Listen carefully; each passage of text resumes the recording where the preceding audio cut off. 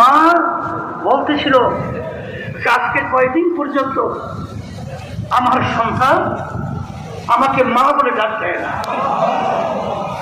এটা সহ্য করা যায় না। তখন একমাত্র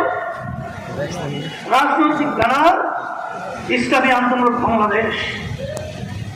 এত বড় কঠিন ঝুঁকি নিয়ে রাজপথে সর্বপ্রথম এই অন্যায়ের প্রতিবাদে, জালিমদের বিরুদ্ধে, খুনিদের বিরুদ্ধে, ছাত্রদের ন্যায্য দাবি অধিকার বাস্তবায়নের লক্ষ্যে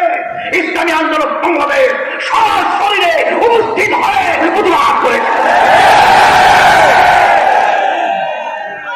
আপনারা দেখেছেন সেই আন্দোলন সংগ্রামে আল্লাহ রাব্বুল আলামিন, গ্রামের একটা কথা আছে,